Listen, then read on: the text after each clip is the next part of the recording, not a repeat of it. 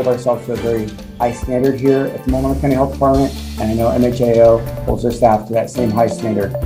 Good evening. And first at 5, a stunning twist in the temporary shutdown of a brand new homeless services center in downtown Portland. You might remember county leaders originally said workers needed more training to deal with the folks coming through the center's doors. Now we're finding out the pause was in response to allegations contract workers were having inappropriate relationships with each other. Thanks for joining us. I'm David Molko. There is more here, including allegations a security guard, again, at a place meant to be a first step for some people suffering from substance abuse or mental illness. Allegations a security guard was using marijuana and cocaine on the job. Daisy Caballero joins us now. Daisy, where do we even begin here? David, it's important to note no county employees or homeless individuals were involved in these allegations, and the center is back up today. All this involves group Mental Health Addiction Association of Oregon, which operates the day center, along with 2 security and custodial companies. It was the perfect time to shut down, do the intense training period, as well as the safety upgrades, and launch a separate investigation into the allegations. On March 29th, a healthcare department manager got a complaint about 3 contractors that work at the building on Southwest Park and Oak. The next morning, the county says it addressed the allegations and temporarily closed down the center. But instead of being transparent, they told the media it was for staff to get more training on the volume of overdoses and mental health crises they see. Anytime you have allegations of a certain nature, you have to treat them very credibly and do the due diligence. That doesn't usually happen overnight. Mental Health Addiction Association of Oregon immediately began its own investigation, and so far say the relationships have been unfounded. The county then requested an investigation into the other 2 companies. Today, a press release reads, quote, "The county did not disclose the details of the March 29th complaint publicly to preserve the integrity of the investigations and to ensure the allegations could be credibly reviewed." But I understand that the public's right to know is if something truly had happened that was egregious that we were somehow not disclosing. But that is not, in fact, the case. There were broad allegations made mostly about relationships between people, consenting adult relationships. The security company notified the county that one of their security guards admitted to using cocaine and marijuana on site and was immediately fired. The county said today it's now changed security providers. And while the investigation is ongoing, the county says its staff has been fully cooperating with the investigation. David? Still lots of questions. Thank you, Daisy. Let's take you to Eastern Oregon now, where a man has been arrested for shooting and killing a reserve police officer. The shooting happened Saturday night in the small town of Nissa. It's along the Snake River in Malheur County, with the suspect here taken into custody Sunday in nearby Ontario. Mike Benner's in the newsroom. Mike, I've noticed the flags at half staff around the city this evening. What do we know about the officer who was killed? Yeah, David, his name is Joseph Johnson. Nissa's police chief says Johnson was one of the finest, most dedicated and humble servants. The chief says Johnson had honor and integrity, and his murder has sent shockwaves through the community.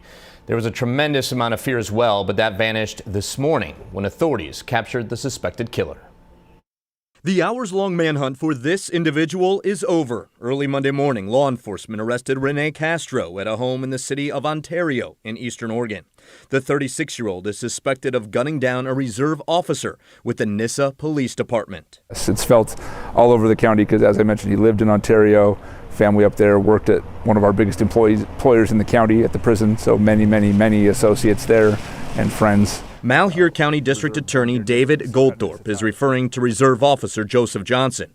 On Saturday night, the 43-year-old responded to reports of a violent man damaging property and threatening people.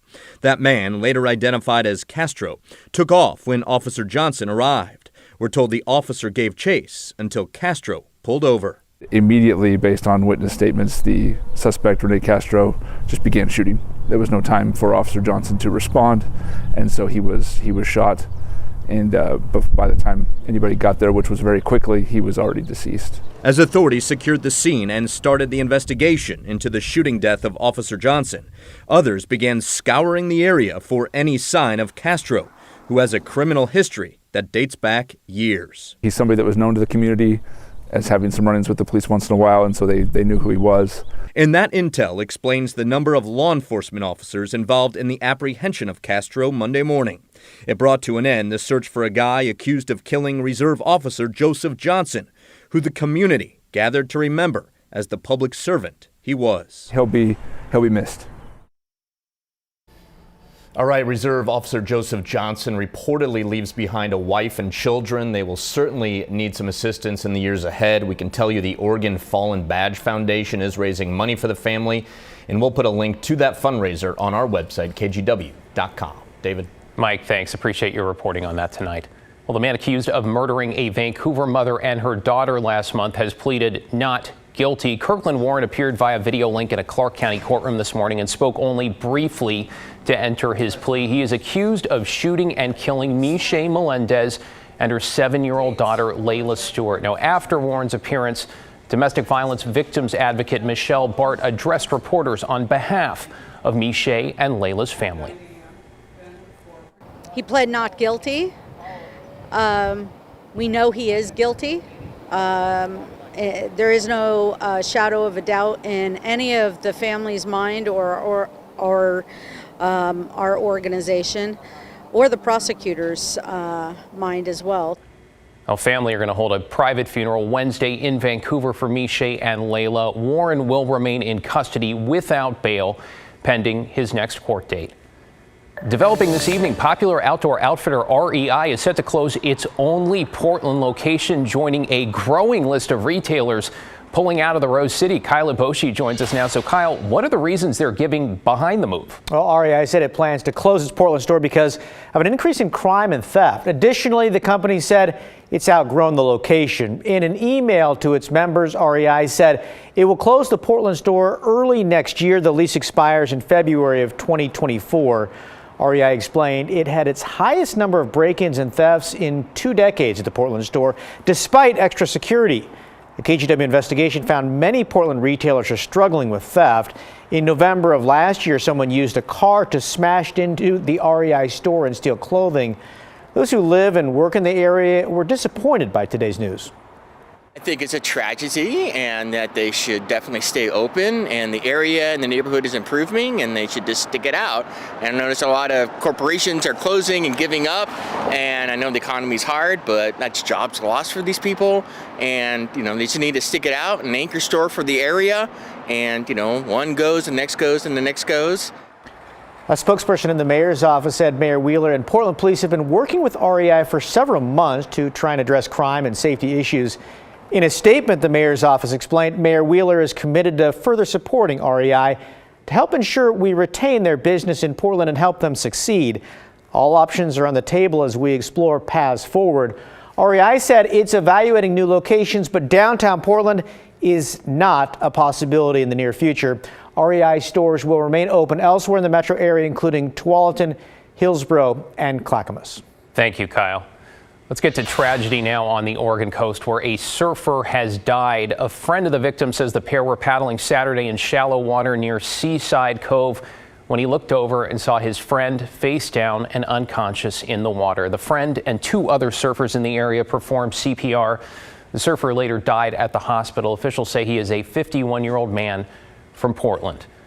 A major MAX improvement project is underway, and as we have been warning you, it means significant disruption for riders. Construction has now closed a sizable stretch of the MAX system. Service to the red, blue, and green lines between Northeast 7th Avenue and Gateway Transit Center is fully suspended for 3 weeks until Saturday, May 6th. On top of that, the red line is not operating on the west side of town at all. Shuttle buses are going to run every 5 to 7 minutes between those closed stations. TriMet says riders should plan an extra 30 minutes each way for trips through that impacted area.